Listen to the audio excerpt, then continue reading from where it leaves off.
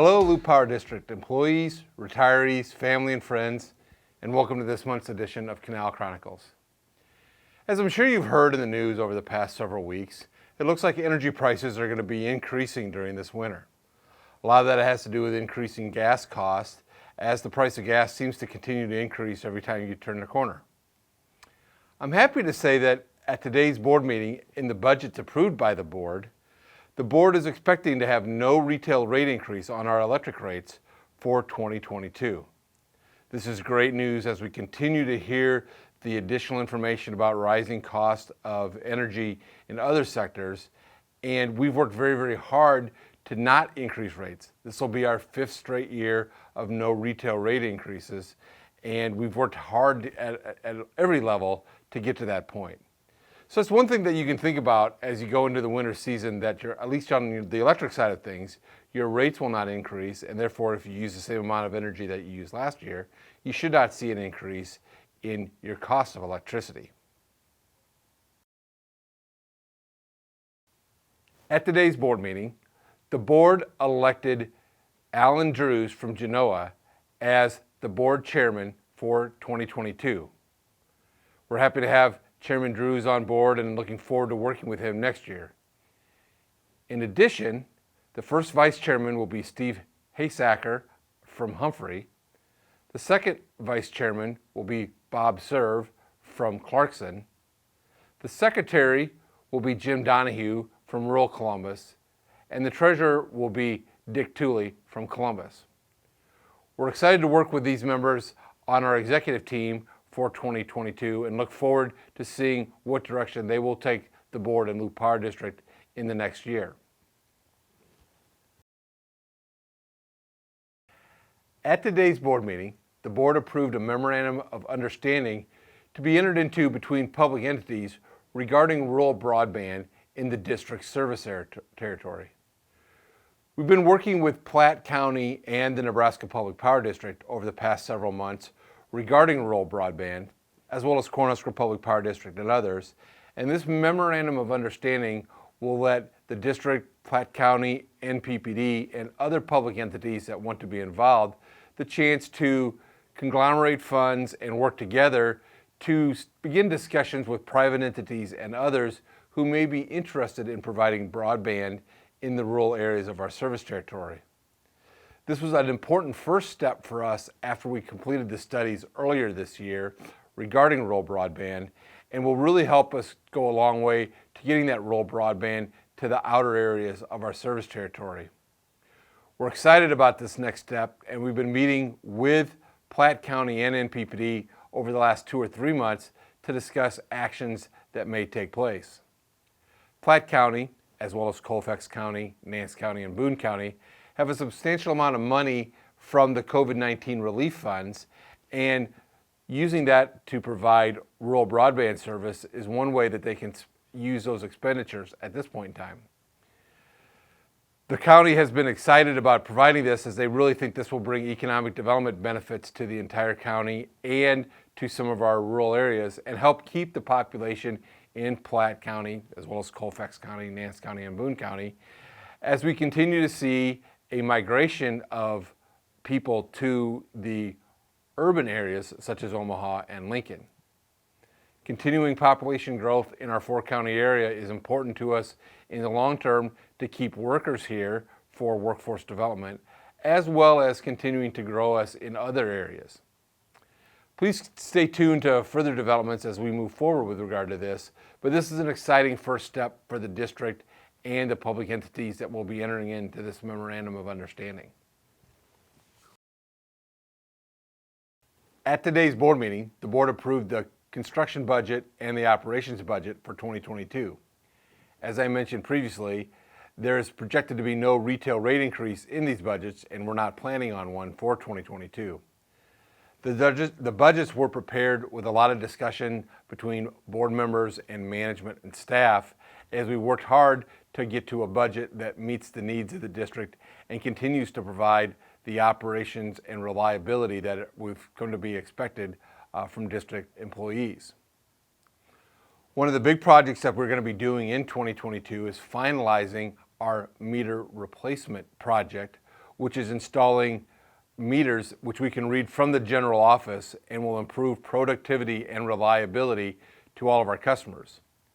With this new metering system, we will be able to better detect outages when they happen and be able to direct our employees to those outages if and when they do happen.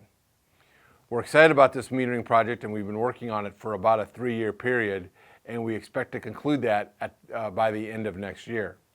We'll provide more information as it becomes available, but this is an exciting time for the district as we've gone through this metering project and gone to grid stream metering, which will really help us improve the productions that you see out of our employees.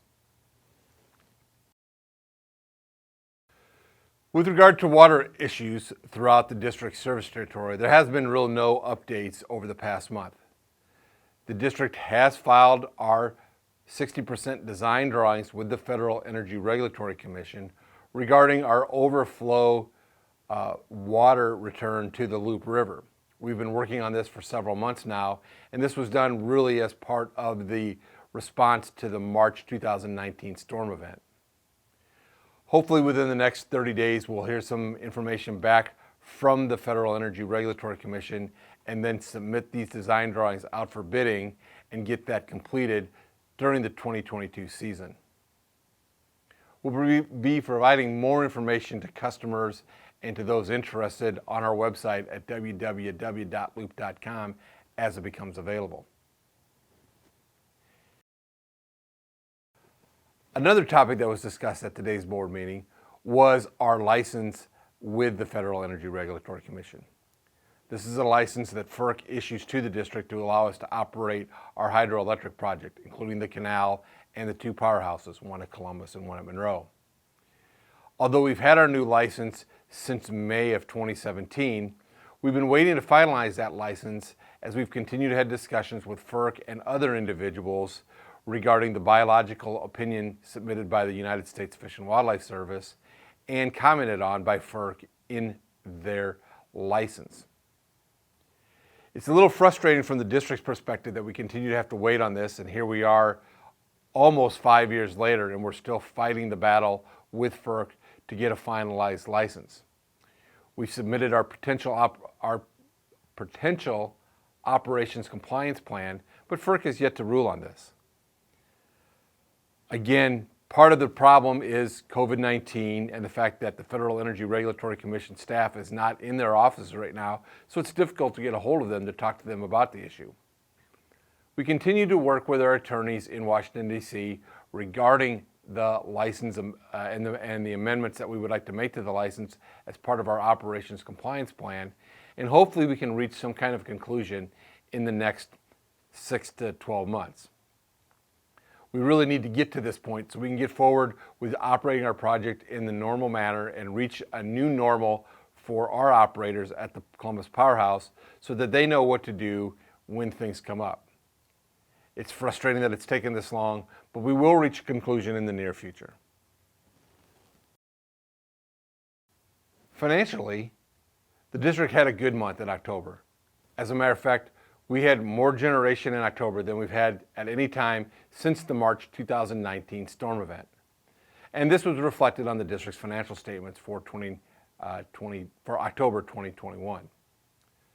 CFO Walt Williams provided an update to the board in which October provided a very good month from the net bottom line for the district and will help us overall for our numbers for 2021. Obviously, this is important moving forward as with some of the construction activity expected in 2022, as well as refunds from FEMA for some of the work that's been done over the past couple of years come to the board and to the district. And then in addition, beginning in January 1 of 2022, the district entered into a new hydroelectric sales contract with the Nebraska Public Power District.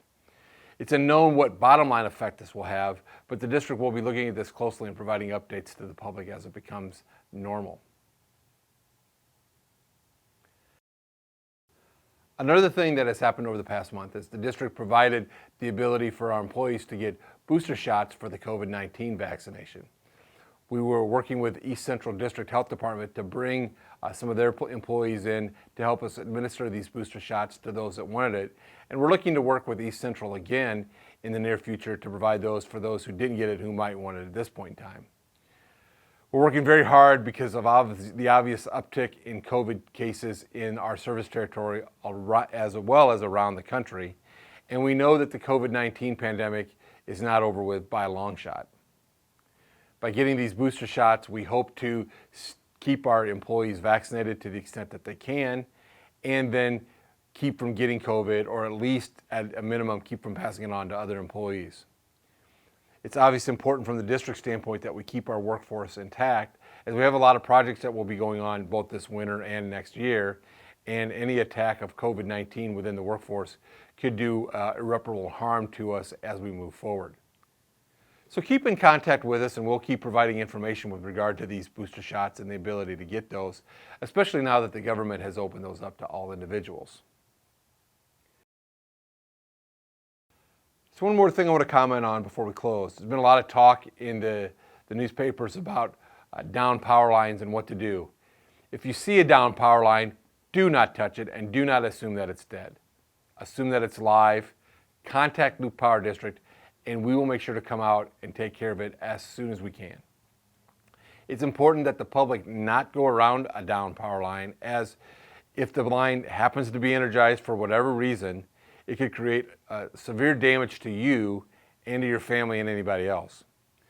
We just want you to be careful around these down power lines and pay attention to some of the ads that we have going on throughout our territory. I know Nebraska Public Power District has a number of ads, and it's just a good time to remember that down power lines are a danger to everyone around them. So if you see one, give us a call and we'll come out and take care of it. So with that, and as always, stay happy and be safe.